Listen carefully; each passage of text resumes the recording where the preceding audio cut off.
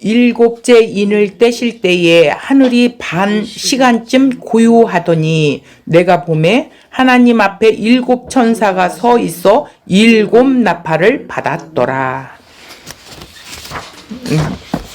오늘은 두 절을 가지고 함께 나누는 시간을 갖겠습니다.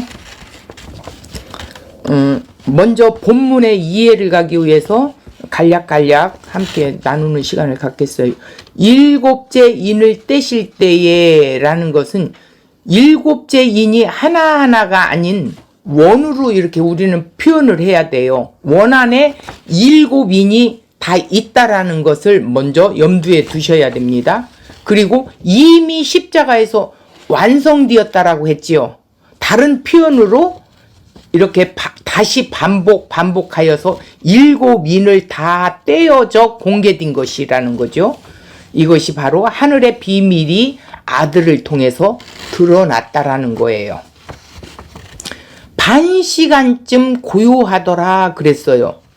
그러니까 마지막 인이 떼어지는 순간 하늘의 장엄한 그 침묵이 반 시간 지속된다라는 거예요.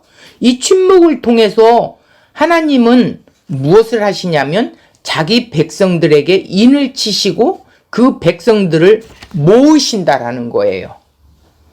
이 고요함을 통해서 하나님의 심판이 어떻게 극적으로 행해지는가를 보여주고자 한다라는 것이죠.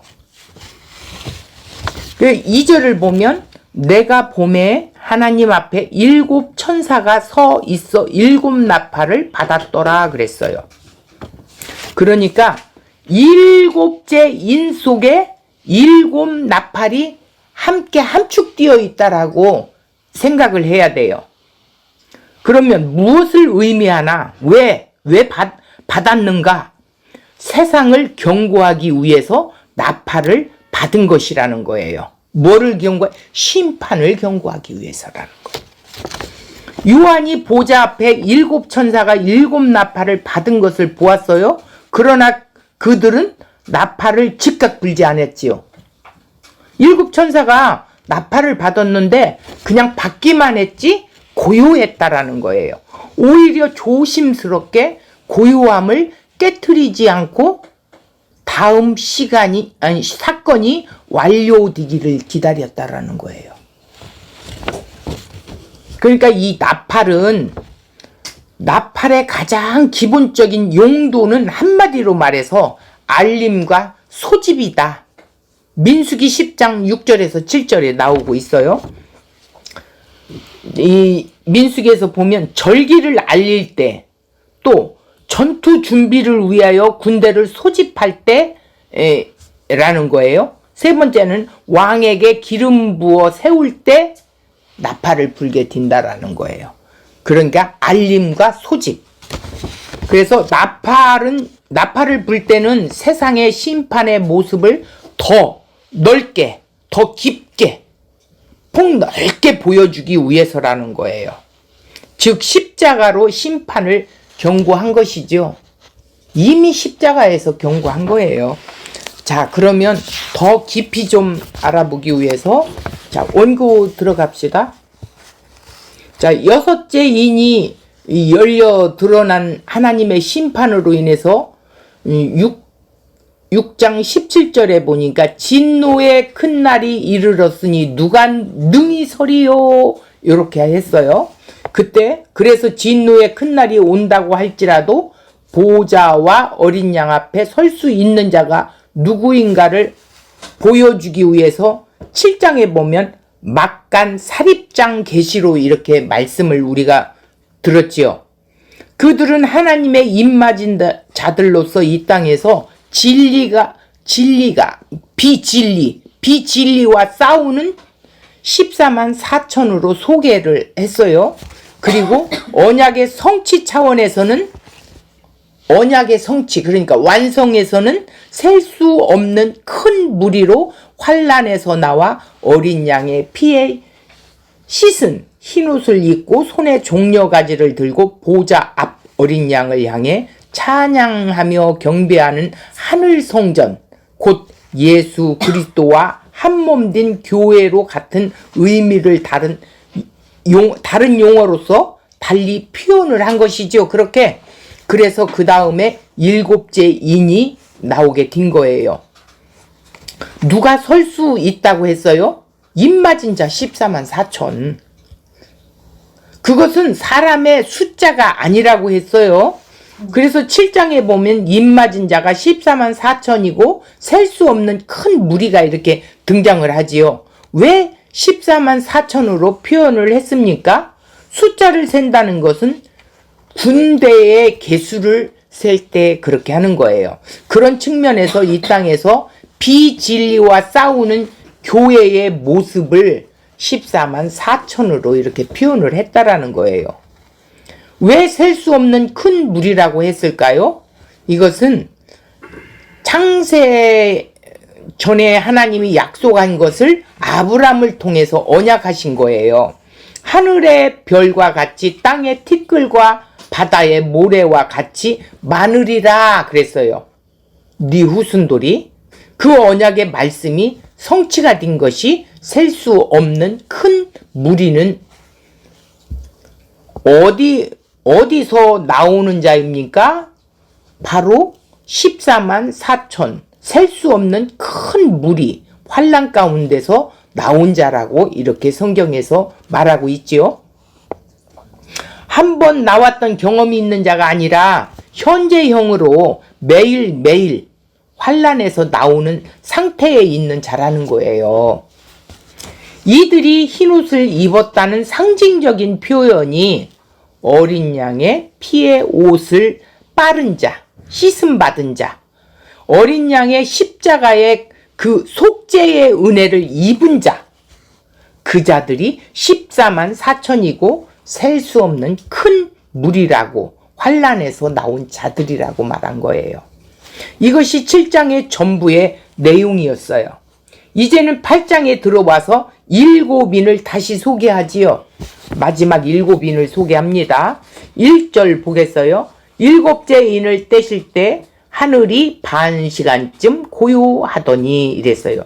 일곱째 인이 떼어지는 장면을 묘사한 거지요. 마지막 인이 떼어지는 순간 하늘에 장엄한 침묵이 반 시간이나 지속되었다라는 말이에요. 그리고 요한은 하나님 보좌 앞에서 7 천사와 7 나팔을 받은 것을 보았어요. 그러나 그들이 이 나팔들을 즉각 불지 않았지요. 오히려 조심스럽게 고요함을 깨트리지 않고 다음 사건이 완료되기를 기다리고 있는 모습이었다는 거예요. 이것이 본문의 상황이에요. 그러면 침묵은 뭐냐? 고요함이 무엇이냐? 나팔이 무엇이냐? 한번 보겠습니다. 7째 인을 떼실 때 앞에 6인을 뗄 때 소개되었던 구절의 연속이에요. 6인과 마찬가지로 어린 양의 인을 떼셨어요. 이 마지막 인을 떼실 때 요한은 수많은 구원받은 자와 천군 천사들에게 들었던 찬송과 경배의 소리와는 극적으로 대조되는 하늘의 고요함을 경험하게 됐지요. 7장에서는 막 찬양의 경배의 그 막 환호 속에 아멘 할렐루야 막 나왔는데 이 7째 인 속에는 조용했다라는 거예요. 고요하더니 이것은 침묵. 자, 약 반 시간 동안 하늘에는 침묵이 흘렀어요. 물리적인 시간으로 약 30분 정도라는 말이지만 요한 사도가 묵시 안에 있는 상태이기에 물리적인 시간으로 생각할 수 없다. 이렇게 봐야 됩니다. 7째 인을 떼실 때에 요한을 사로잡은 것이 뭐예요? 하늘의 고요함, 그 침묵 자체였지요. 하늘의 고요함, 침묵이 무엇을 의미하는지 2절에서 말씀을 통해 이해할 수가 있어요. 2절 보겠습니다. 내가 보매 하나님 앞에 7 천사가 서 있어 7 나팔을 받았더라. 7 천사가 7 나팔을 받았다고 했어요. 나팔에 대한 말씀을 보겠습니다. 어린 양이 인을 떼시는 일에서 마지막 7째 인을 떼실 때 앞에 뭐가 있어요? 인들과는 다소 달라요. 다소 생소한 장면이 연출되는 것을 느끼게 되지요. 자, 새로운 사건이 시작되는 것 같지만 사실은 새로운 사건의 시작이 아니라 앞에서 떼어진 6째 인의 내용이 더욱 구체화되고 심화되고 점점 더 깊어짐을 드러내고 있다는 거예요. 그것은 7째 인 안에 7 나팔이 들어있기 때문이라는 것이죠.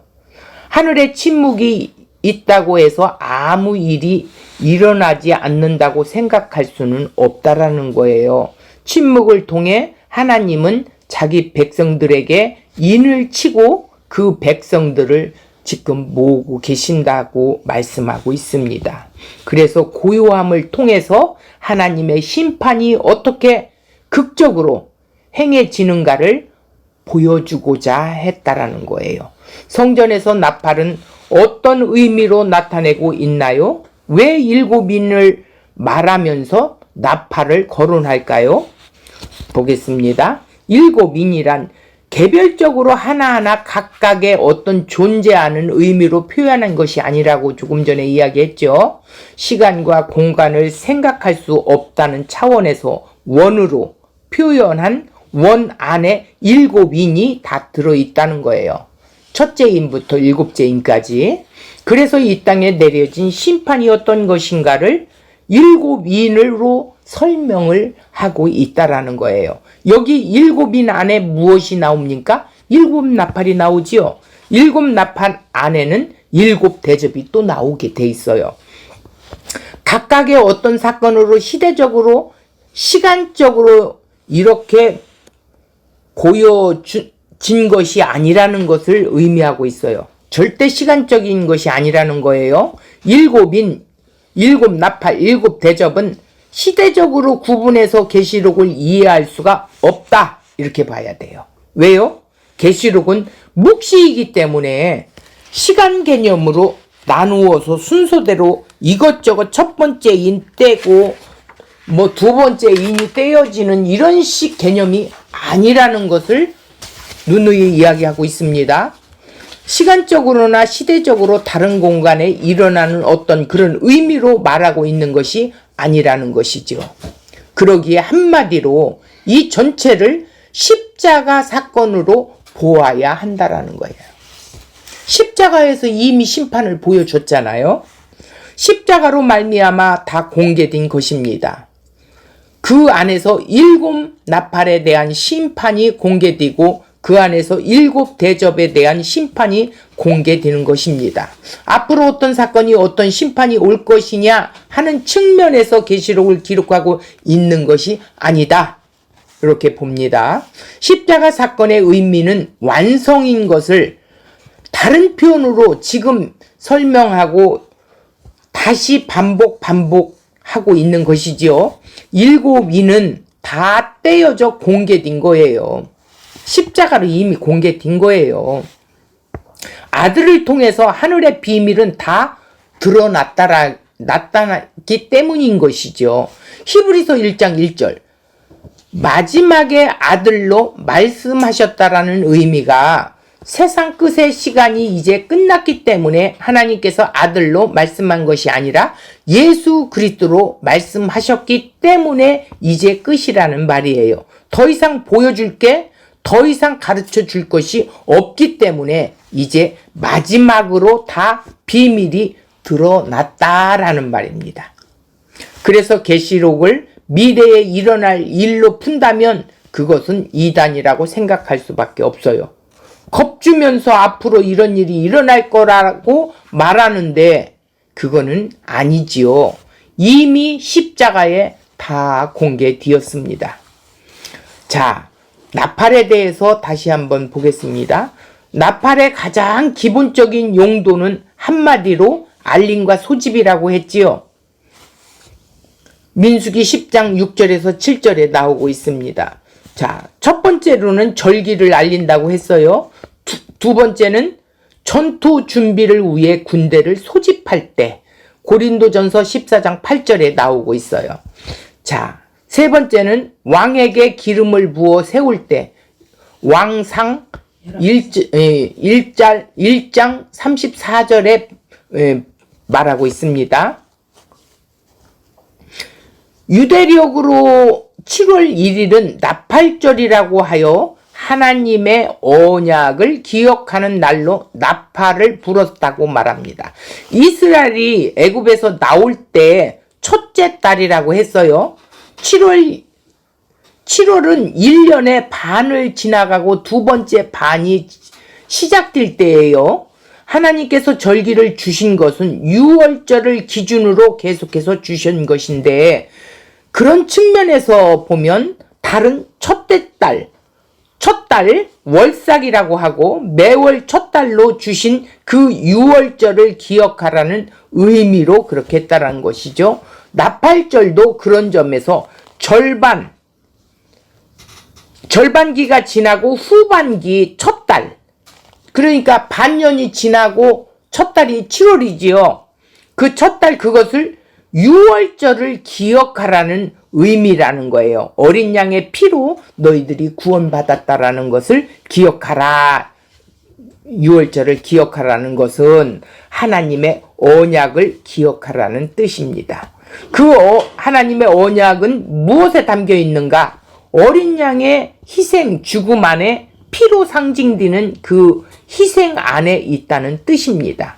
그런 점에서 6월절을 기준으로 모든 절기를 설명하고 있는 것이죠. 안식년도 마찬가지입니다. 그러니까 예수 그리스도의 그 6월절을 완성하신 것 안에는 뭐가 있어요? 모든 절기가 거기에 다 들어있다라는 것이에요. 자, 언약 백성들에게 나팔은 기억을 위한 알림이나 언약 백성이 아닌 자들에 대항하는 전쟁을 준비하는 차원에서 나팔을 불었다면 이는 하나님의 심판과 관련된 것이지요. 그래서 선지서에서 나팔을 불어 경고하는 것으로 하나님의 심판을 말씀하고 있다고 이사야서 58장 1절, 아모스 3장 6절에도 기록되어 있고, 여호수아 6장 6절에 보면 눈의 아들 여호수아가 제사장들을 불러 그들에게 이르되 너희는 언약궤를 메고 제사장 7은 양각 나팔 7을 잡고 여호와의 궤 앞에서 나아가라고 하고, 7절은 또 백성에게 이르되 나아가서 그 성을 돌되 무장한 자들이 여호와의 궤 앞에 나아갈지니라 하니라. 8절 여호수아가 백성에게 이르기를 마침에 제사장 7은 양각 나팔 7을 잡고 여호와 앞에 나아가며 나팔을 불고 여호와의 언약은 그 뒤를 따르며, 9절 그 무장한 자들은 나팔 부는 제사장들 앞에 행진하며 후구는 궤 뒤를 따르고 제사장들은 나팔을 불며 행진하더라. 10절 여호수아가 백성에게 명령하여 이르되 너희는 외치지 말며 너희 음성을 들리게 하지 말며 너희 입에 아무 말도 내지 말라. 그리하다가 내가 너희에게 명령하여 외치라 하는 날에 외칠지니라. 이렇게 했어요. 언약궤를 메고 나간다는 것 자체가 성전이라는 것이죠. 성전을 중심으로 제사장이 양각 나팔을 붙잡고 나아갔다는 것입니다. 즉 침묵이라는 말이지요. 하늘의 고요함, 침묵이 있다고 했는데 그 침묵은 무엇을 전제한 것입니까? 하나님의 심판을 전제하고 있다는 것이죠. 그것을 무엇으로 알려주고 있어요? 나팔을 불면서 알려주는 거예요. 이렇게 해서 여리고성이 점령되어지는 것이죠. 여리고성에 심판이 내려지는 것이죠. 내가 네게 명령을 외치라 하는 날에 외칠지니라. 이렇게 했어요. 외치면 여리고성이 무너진다라는 심판이 된다는 것이죠. 외치기 전까지의 침묵, 나팔을 준비하고 있는 상태라는 것이죠. 하나님께서 가나안 땅을 첫 성인 여리고성을 심판하실 때 상황을 이렇게 말씀한 거예요. 하나님께서 가나안 땅의 첫 성인 여리고성을 심판하실 때 상황을 말씀한 것인데, 언약궤를 앞세워 7 제사장이 7 나팔을 불며 6일 동안 매일 한 번씩 돌았어요. 경고한 거지요. 7일째 되는 날에는 7번 불고 나팔을 불면서 백성들의 큰 소리를 외칠 때 성벽이 무너진다고 이렇게 말씀을 했던 거예요.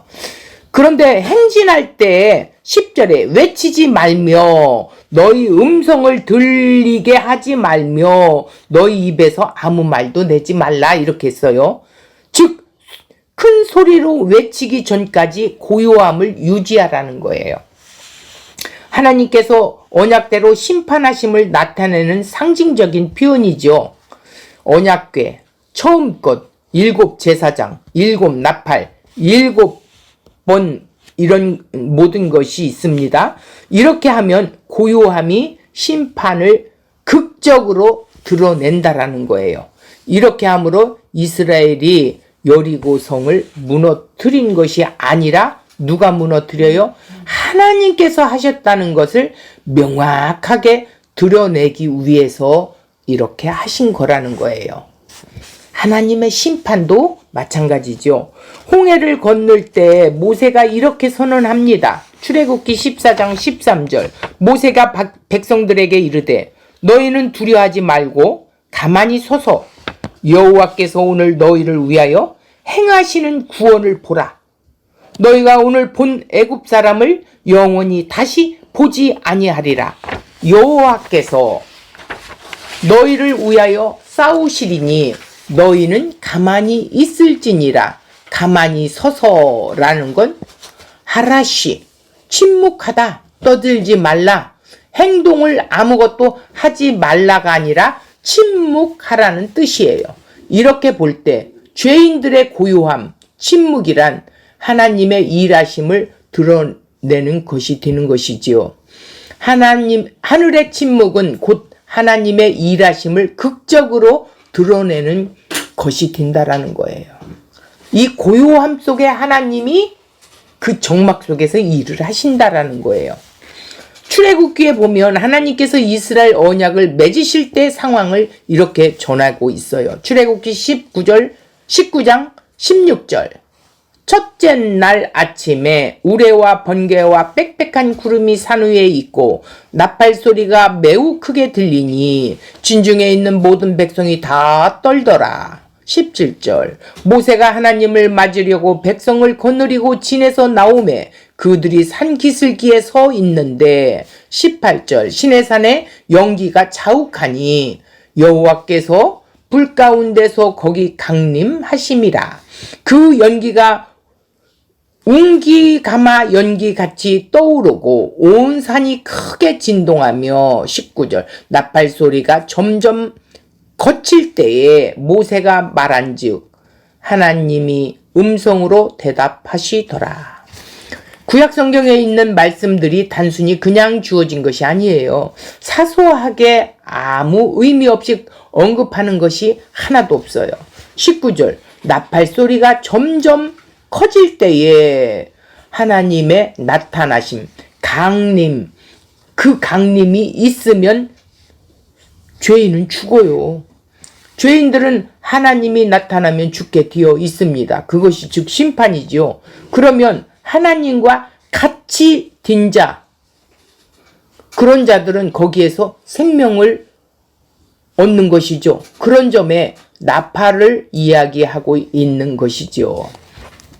하나님의 임재로 시내산은 우레와 번개와 나팔 소리가 있는 곳이래요.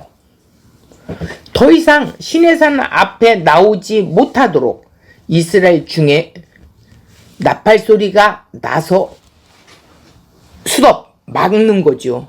죽음을 면하게 하기 위해서. 거룩하신 하나님은 속된 인간의 접근을 허락하지 않습니다. 나팔소리는 올라오지 말라는 경고였고 동시에 하나님께서 강림하신다라는 표시였다라는 거예요. 죄인이 거룩하신 하나님을 만나는 것은 즉 죽음일 뿐이에요. 나팔소리가 매우 크게 들리니 진중에 있는 모든 백성이 다 떨더라. 이 나팔소리는 사람이 부는 것이 아니라 하나님 쪽에서 부는 거예요. 나팔소리가 났을 때 모든 백성이 떨었습니다. 나팔소리는 이스라엘 백성을 두렵게 하는 경고의 소리였어요. 이 경고의 소리를 하나님 쪽에서 낸다고 할 때 본문에서 7나팔을 7천사가 받았다는 것이 무엇을 의미하는가를 알 수 있습니다. 즉 7천사는 세상을 경고하기 위해서 나팔을 받은 것이지요. 이처럼 하나님은 쉴 새 없이 세상을 경고하시는데 세상은 철저히 그 경고를 어떻게 해요? 무시하고 살아요. 세상은 그렇다 치고 교회마저도 하나님의 경고를 무시해 버릴 때가 많습니다. 그 증거는 날마다 자신의 삶에 관심을 두고 살기 때문이죠.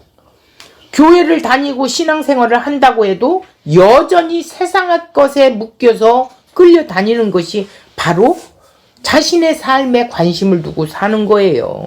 하나님의 경고하고는 아무 상관이 없는 거지요. 심판을 보고 이스라엘을 보는 하박국 선지자에게는 포도나무의 열매나 감람나무의 소출이나 외행권의 소가 중요한 것이 아니었다라고 말씀하고 있어요. 그러나 심판을 보지 못하는 사람에게는 믿음보다는 세상의 소출이 더 중요하겠지요. 세상의 심판을 받아야 한다는 것은 예수님이 십자가의 죽으심을 확연히 드러나고 있는 거지요. 자, 그런데 그것을 교회도 세상도 무시해 버리는 것이에요. 때문에 십자가를 보면서 심판의 경고를 받는 것이 아니라 항상 이것 복 주세요, 저것 복 주세요, 내 아들 잘 되게 해주세요, 내 딸 잘 되게 해주세요, 안 아프게 해주세요. 항상 그런 쪽으로 하나님을 구하고 있어요. 십자가는 복이 분출되는 현장이 아닙니다. 자, 나팔소리가 들리는 시내산의 광경에서 시내산은 우레와 번개와 나팔소리가 있는 곳이에요. 우레와 번개와 나팔소리는 이스라엘의 접근을 막고 있다는 것이죠. 시내산은 하나님의 강림하신 곳이기 때문에 그 누구도 접근할 수가 없습니다. 거룩하신 하나님이 속된 인간의 접근을 허락하지 않기 때문이죠. 그래서 나팔소리는 올라오지 말라는 경고를 하면서 너희는 모두가 더럽고 속된 존재이기 때문에 거룩한 나를 대할 수 없고 대면하면 죽는다라는 뜻입니다. 이러한 시내산의 모습이 그대로 이스라엘 속에 현실화된 것이 바로 성막이에요. 자, 성막을 보면 성막에는 이스라엘이 접근할 수 없는 곳이지요. 지성소는 누가 머무러 계세요? 하나님의 말씀이 있는 곳이에요. 말씀이 있는 곳에 이스라엘이 접근하면 이스라엘은 죽어야 한다라는 거예요. 그 누구도 하나님의 말씀을 충족할 자가 없기 때문이라는 것이죠. 그래서 지성소는 하나님이 허락하신 제사장만 들어갈 수가 있는 거예요. 허락된 제사장만 들어가서 이스라엘의 죄의 용서를 구하게 되는 거지요. 어린 양의 피를 잡아서 정결하게 한 후에 들어갈 수가 있었다는 것을 생각해 보면 하나님의 거룩에 접근할 수 없고 말씀 앞에서는 죽어야 할 수밖에 없는 죄인이라는 것을 안다는 것이 인간의 현실이죠. 지성소의 법궤에는 날마다 제물의 피가 뿌려지게 됩니다. 피가 뿌려지는 것은 너희는 죄인이라는 것을 경고하는 것이 포함되어 있어요. 그래서 성막은 시내산에 강림하신 하나님이 그대로 이스라엘 안에 강림하신 것을 보여주는 것으로 볼 수 있어요. 그렇다면 이 성막이 그대로 우리들 속에 현실화된 것은 무엇 때문인가요? 바로 십자가 때문이에요. 예수님이 십자가에 우리의 죄 때문에 대속물로 어린 양의 피 대신 피로 죽으셨어요. 내가 죽어야 할 자리를 예수님이 죽으셨어요. 그래서 그 십자가를 볼 때 나는 예수님과 함께 죽었고 함께 살아난 자고 함께 지금 살고 있는 내 자체가 성전이요 성막이다, 이렇게 봐야 되는 것이죠. 예수님이 어린 양이 되셔서 피 흘려 죽으신 그 자리에야만 너희는 죽어야 할 죄인이라는 것을 경고하는 경고의 나팔소리가 있는 현장이라는 거예요. 인간은 그 누구도 하나님 앞에 나갈 수 없는 존재이고 말씀 앞에서는 심판받아야 할 자에 지나지 않는다는 것을 경고하고 있지요.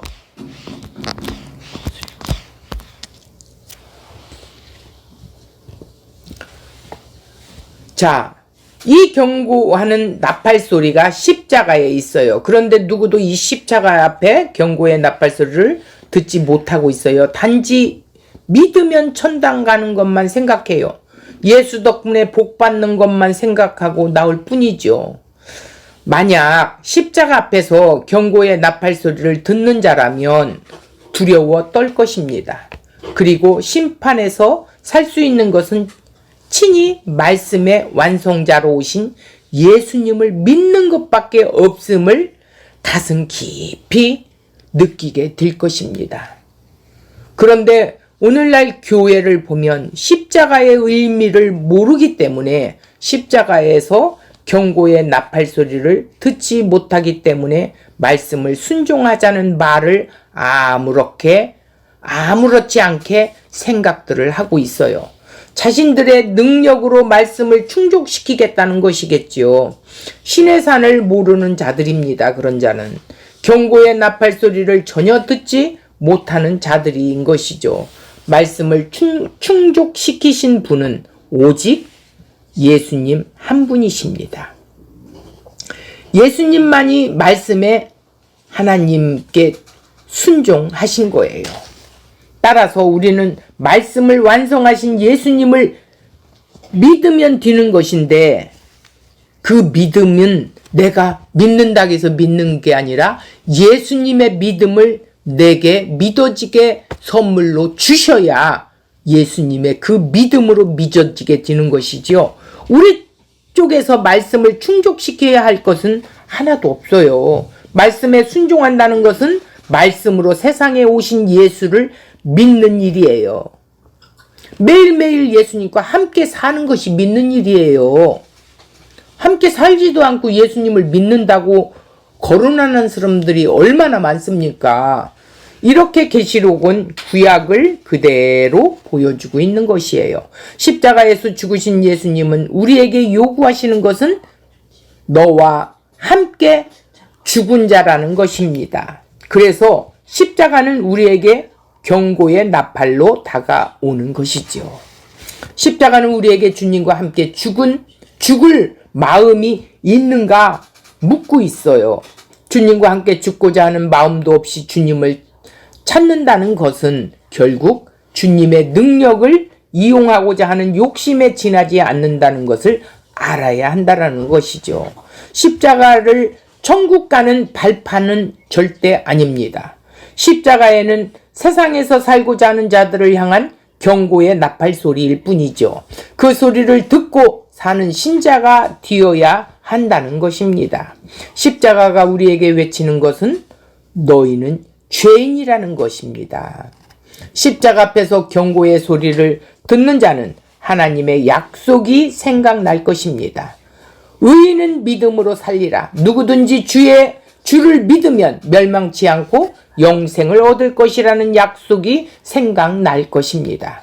그리고 지금 나에게 중요한 것은 돈이 아니고 오직 예수님의 피라는 것을 마음 깊이 깨닫게 되어야 된다는 것이죠. 멸망 속에서 나를 살린 것은 주님의 피라는 것을 알았기 때문에 돈이 없어도 고생이 많아도 나는 오직 구원의 주님으로 기뻐하고 그 피 흘리신 주님의 은혜로 즐거워하며 살겠다는 고백이 나오게 된다는 것입니다. 7 천사가 받은 7 나팔은 하나님이 세상을 향해서 경고의 나팔을 부신다는 것을 의미한다라는 것을 기억하시기 바랍니다. 이것은 나중에 세상에 심판이 임할 때 얘기가 아니고 지금 현재 말씀하고 있다라는 사실입니다. 하나님의 심판을 가볍게 여기지 마시고 십자가를 대하실 때마다 심판을 생각해야 한다는 거예요. 심판의 경고 속에서 주님의 피가 얼마나 소중한가를 확인하게 되는 시간이 되었으면 좋겠습니다. 결론으로 하나님께서는 모세를 통해서 만나십니다. 그리고 성막을 만들게 하셔서 성막 안에서 희생 제사의 피가 뿌려진 후에 이스라엘과 만나게 돼요. 피가 전제되어 있지 않으면 만날 수가 없다는 것이죠. 희생 제사의 피가 뿌려진다는 것은 누군가의 생명을 담보로 한다라는 뜻입니다. 죄인으로서는 용납될 수 없는 뜻이죠. 그래서 예수님께서도 이 땅에 오셨고 십자가의 죽음으로 대속의 희생을 치르셔야 했어요. 그러기에 죄인은 아무것도 할 수 없는 선원인 동시에 심판의 현장이 십자가일 뿐입니다. 그러므로 십자가는 오늘날 우리는 죽어야 할 죄인임을 보여주는 경고의 나팔 소리와 같다라는 것을 우리가 새겨야 되겠습니다. 그런데 문제는 그 누구도 십자가를 심판에 대한 나팔 소리로 듣지 않는다는 것이죠. 예수님 덕분에 이 땅에 복을 받는 것만 생각하는 것이 오늘날 세상의 현실적인 교회입니다. 거기에다 혹시 운이 좋으면 천국이 있어서 천국에 들어가게 된다는 것이죠. 이것은 종교의 생활일 뿐입니다. 어린 양 예수 그리스도께서 십자가의 피를 흘리신 것을 생명으로 여기지 않는다라는 것이죠. 십자가가 하나님께서 이 땅에 오신 것을 드러내는 나팔 소리로 듣게 된다면 심판을 능히 이길 수 있는 것은 오직 예수 그리스도께서 십자가에서 흘리신 피 외에는 다른 길이 없음을 다시 한번 확인하게 되는 것입니다. 오직 십자가 안에서만 생명을 확인할 수 있기 때문입니다. 오늘 이 7인을 띄면서 이 경고의 나팔 소리 또 고요하게 머물러 있는 이 순간이 아무것도 않는다라는 것이 아니라 하나님이 그 속에서 자기 백성들을 인을 치고 계시고 있다라는 사실을 다시 한번 말씀 속에서 기억하시면서 십자가를 보면서 우리가 심판의 경고 소리를 듣고 그 심판에서 건져주신 하나님의 은혜가 십자가구나 다시 한번 깊이 우리가 생각하는 한 주간 시간이 되고 또 그 말씀 앞에 우리가 비춰보는 그런 성령의 조명의 시간이 되기를 저와 여러분 함께 했으면 좋겠습니다.